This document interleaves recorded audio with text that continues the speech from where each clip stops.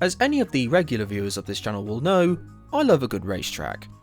There's nothing more satisfying than driving a fast race car around a fast, flowing, technically demanding yet still enjoyable race circuit, whether you're fortunate enough to do it in real life or whether you're doing it in the virtual world.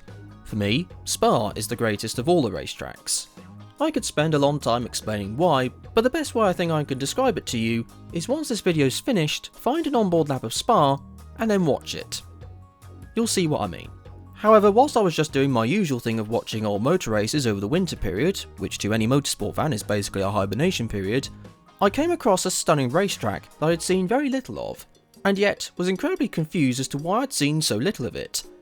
Then, as I began to do some research on it, I became even more confused. This is the circuit Mont-Tremblant, located in Quebec, Canada, in the city of, well, Mont-Tremblant. For those that don't know, Mont-Tremblant gets quite snowy during the winter months, so therefore means it's quite a popular ski resort.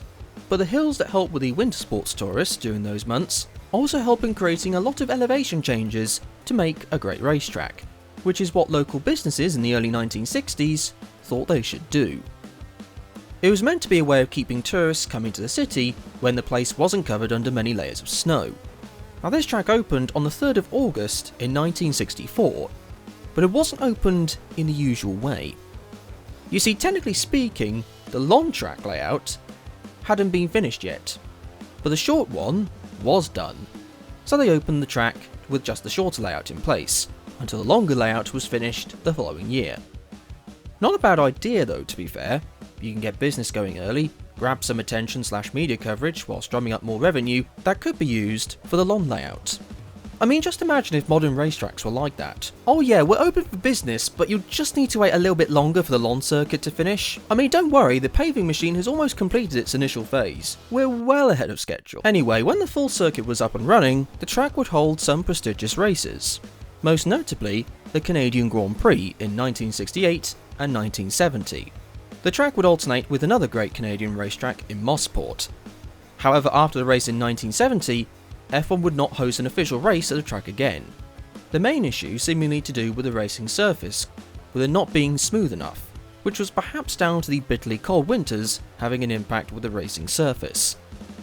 The races were won by McLaren's Denny Hulme in 1968 and Ferrari's Jackie Ickx in 1970. The circuit would briefly host USAC and Trans Am races in that time period as well, but by the mid-1970s, the top echelons of racing weren't really travelling to Mont-Tremblant, perhaps with the surface being a major factor.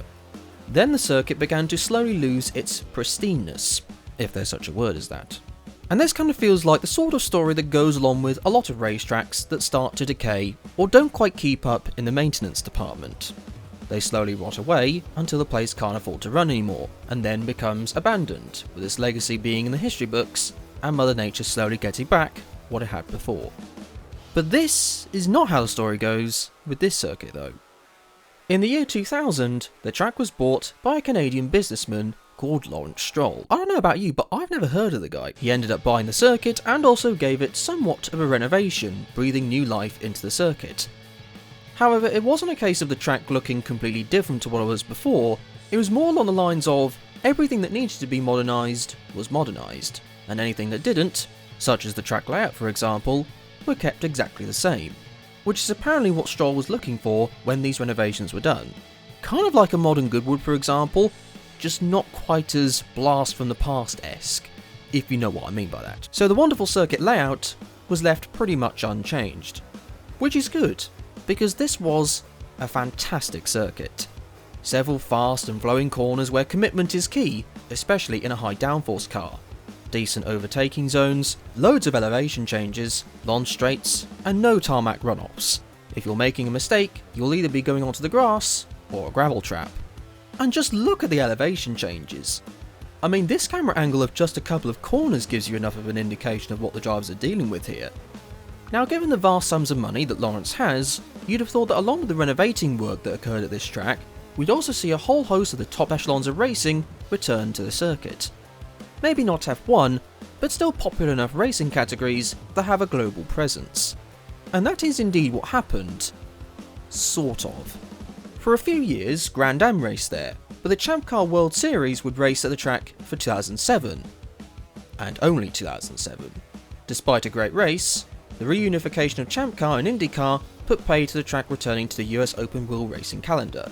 But that is about it in terms of major racing divisions. The track still continues to host race events, but mostly at a local level, which, don't get me wrong, isn't bad, but for a circuit as awesome as this, it's a surprise that a lot of major American racing categories aren't there. Maybe there are some logistical reasons as to why this is not being used more, although let's put it this way, if IMSA came and raced here, what an amazing combination that would be. This track is now no longer owned by Lawrence Stroll.